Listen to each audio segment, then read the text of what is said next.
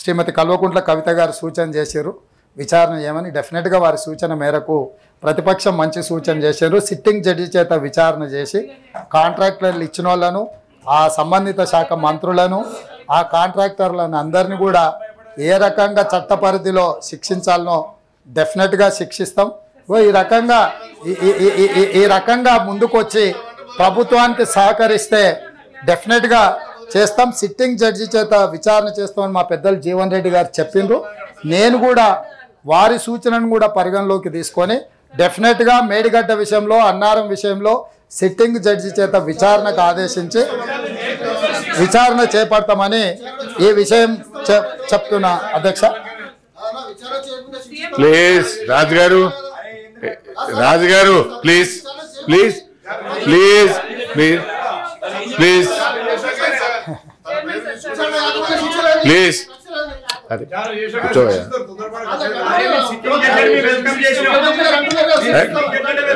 మధు గారు అక్కడ మాట్లాడుతున్నారు, కూర్చోవయ్యా. అక్కడ మాట్లాడుతుంది కదా, అదే మీరు. అధ్యక్ష ధన్యవాదాలు. నేను పర్మిషన్ ఇస్తున్నానమ్మా. అధ్యక్ష permission. Thank you sir, thank you ధన్యవాదాలు అధ్యక్ష. గౌరవ ముఖ్యమంత్రి వర్యులు పదే పదే చెప్పిందే చెప్తూ మేడిగడ్డలో కానీ అన్నారంలో కానీ చాలా ఘోరాలు జరిగిపోయినాయని చెప్తా ఉన్నారు అధ్యక్ష. వారి చేతిలో ప్రభుత్వం ఉన్నది. టెక్నికల్గా నిపుణులు చేయాల్సినటువంటి పని ఎమ్మెల్సీలను తీసుకుపోవడం, ఎమ్మెల్యేలను తీసుకుపోవడం అదే టూరిస్ట్ స్పాట్ కాదు కదా సార్. మేము చేసినటువంటి ప్రగతిని చూపించడానికి ఖచ్చితంగా తీసుకెళ్ళాం. ఇవాళ తప్పు జరిగితే తప్పు నిర్ధారించాల్సింది మనం కాదు, నిపుణుల ఆధ్వర్యంలో కమిటీలు వేయండి, ఖచ్చితంగా నిర్ధారించండి. ఏ పరీక్షకైనా సిద్ధంగా ఉంటాం, అందులో ఎటువంటి అనుమానం లేదు. Thank you sir. గౌరవ ముఖ్యమంత్రి గారు ప్లీజ్. ముఖ్యమంత్రి గారు చెప్తున్నారు కదా సార్. నేను అనేది ఏంటంటే ఇక్కడ ఉన్న సభ్యులకు కొన్ని అపోహలు ఉన్నాయి, కొన్ని అనుమానాలు ఉన్నాయి. నా సహచర సభ్యులకు అపోహలు, అనుమానాలు ఉండొద్దు. ఈ ప్రభుత్వము పారదర్శకంగా నిష్పక్షపాతమైన విచారణకు ఆదేశిస్తుందని నమ్మకం కలిగించడానికి మేము వాళ్ళందరిని అక్కడికి తీసుకెళ్తామని అంటున్నాము. మిగతా సభ్యులకు అవకాశాన్ని కల్పిస్తే ఆ సభ్యురాలు గారికి ఏం అభ్యంతరమో నాకైతే తెలియదు. ఒకవేళ వాళ్ళ పార్టీ విధానమే ఇదైతే వాళ్ళ పార్టీ అధ్యక్షుడు ప్రకటిస్తే ఆ పార్టీ సభ్యులు రాకపోయినా సరే మిగతా పార్టీ సభ్యులందరినీ కూడా నేను తీసుకొని వెళ్తాను. ఏ విచారణ అయినా విచారణ తర్వాత విచారణలో తేలిన అంశాల ప్రాతిపదికన కారణం ఎవ్వరని తెలిసిన తర్వాతనే భారత రాజ్యాంగంలో శిక్ష ఉంటుంది. నచ్చితే నజరానా, నచ్చకపోతే జుర్మానా విధానం ఈ ప్రభుత్వంలో ఉండదు. గతంలో ఏమన్నా అట్లాంటివి ఉన్నా ఇప్పుడు అట్లాంటివి జరగవు. కాబట్టి ఎవరు భయపడాల్సిన పని లేదు, ఆందోళనతో కుంగిపోవాల్సిన అవసరం లేదు. నిష్పక్షపాతమైన విచారణ చేసి చర్యలు తీసుకుంటాను. మీ ద్వారా సభ్యులకు నేను మాటిస్తున్నాను.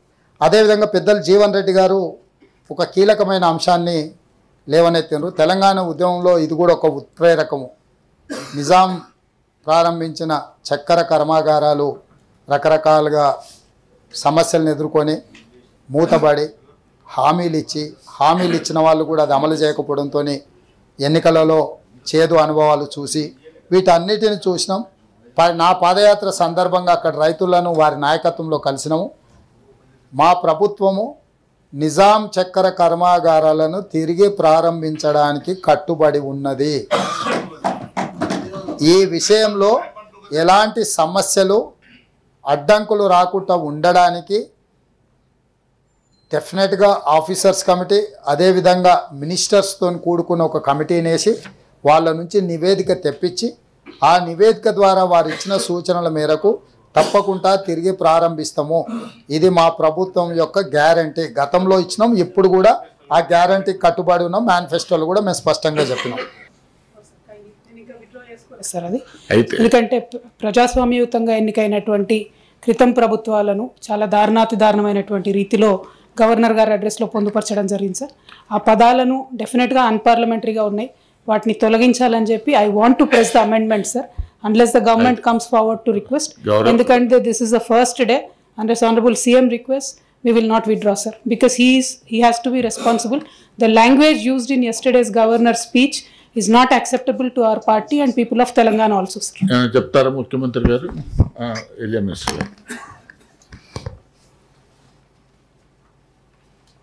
గౌరవ చైర్మన్ గారికి, గౌరవ శాసన మండలి సభ్యులందరికీ మరి హృదయపూర్వకంగా శుభాకాంక్షలు నమస్కారాలు తెలియజేస్తూ,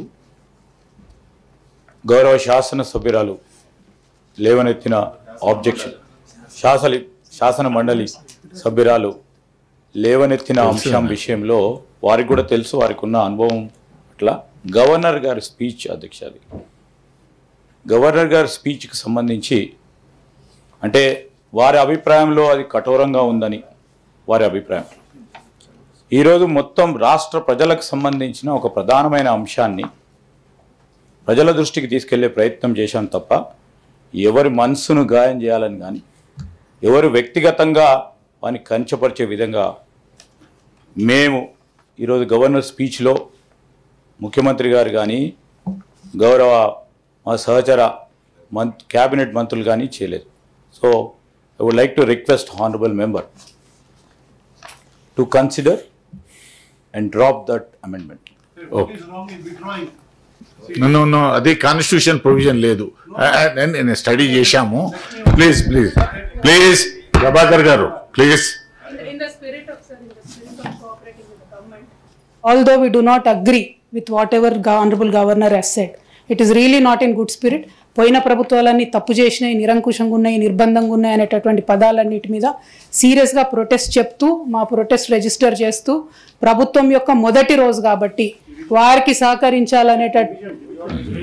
లేదమ్మా. ప్రభాకర్ గారు యు ఆర్ నాట్ అమైండెడ్. మీరేం నేనేమంటున్నాటనా ప్లీజ్. కవిత గారు గౌరవ సభ్యురాలు ఇచ్చినటువంటి దాన్ని ప్లీజ్ ప్రభాకర్ గారు కవిత గారు క్లోజ్ చేయండి అమ్మా. సార్ ఒకటి సార్, సరే విత్ ఇన్ ద పార్టీ అన్న, with in the party there is a discussion. మాది మెజారిటీ ఉంది సార్ ఇక్కడ, ఇంట్లో పెద్ద ఆలోచన ఏం లేదు. మేము గట్టిగా అమెండ్మెంట్ ప్రెస్ చేసి ఓటింగ్కి పోతే గెలిచేది మా తీర్మానమే ఉంటుంది. కాకపోతే definitely in the spirit of cooperating with the government. ఎందుకంటే తెలంగాణ ప్రజల కోసం ఒక మెసేజ్ ఇవ్వడానికి మీరు ఎంత దుందుడుకుగా ఉన్నా, మీరు మమ్మల్ని ఎంత పర్సనల్గా దెప్పి పొడిచినా, it is not personal, it is government, it is governance ultimately which matters. కాబట్టి with the respect to the institution ఇస్తున్నాం, అదే రెస్పెక్ట్ ప్రభుత్వం కూడా ఫ్యూచర్లో ప్రతిపక్షాల పట్ల చూపిస్తుంది అనేటటువంటి నమ్మకంతో నేను నా అమెండ్మెంట్ని విత్డ్రా చేసుకున్నాను సార్. Thank you.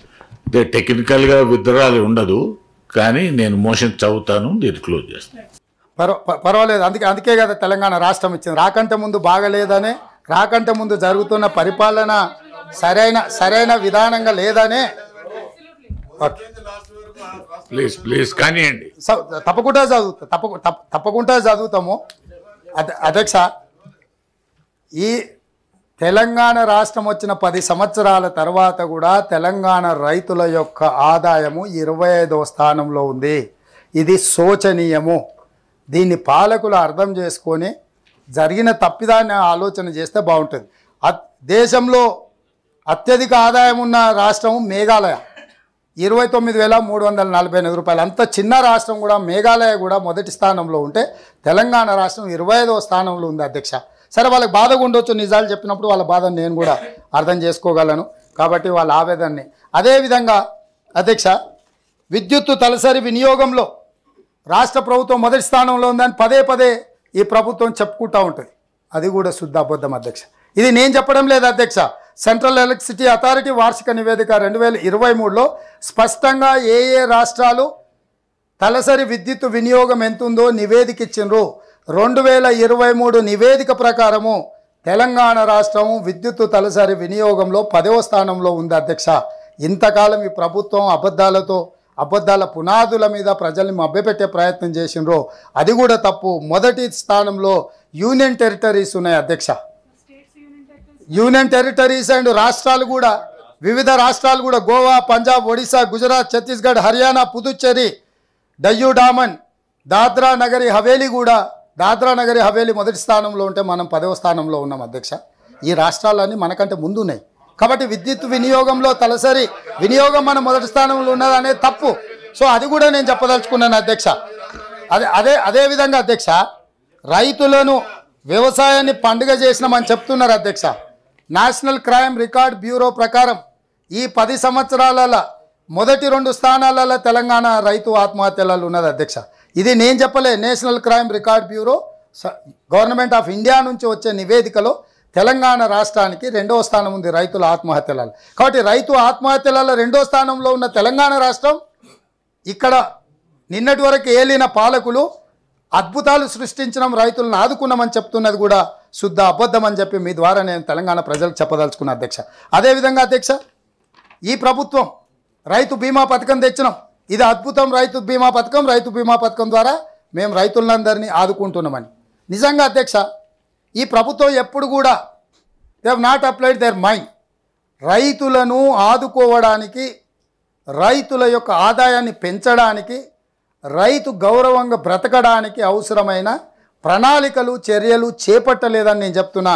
2018లో ఈ ప్రభుత్వం రైతు బీమా పథకాన్ని తీసుకొచ్చింది అధ్యక్ష. 2018 ఆగస్టు 15 నుంచి 2018 ఆగస్టు 15 నుంచి 2023 ఆగస్టు 15 వరకు రైతులు వీళ్ళ లెక్క అధికారిక లెక్కల ప్రకారం రైతులు చనిపోయిన వాళ్ళు ఏ వయసు రైతులు అధ్యక్ష? 18 సంవత్సరాలు నిండిన వాళ్ళు, 60 సంవత్సరాలు లోబడిన వాళ్ళు, అంటే ఆల్మోస్ట్ యుక్త వయస్కులు. ఇందులో ఎవరు ముసలోళ్ళు కానీ కాలం తీరో వయసు మీరో చనిపోయిన వాళ్ళు కాదు. ఎంతమంది చచ్చిపోయినారు అధ్యక్ష? ప్రభుత్వ లెక్కల ప్రకారం 1,21,965 మంది చచ్చిపోయారు అధ్యక్ష.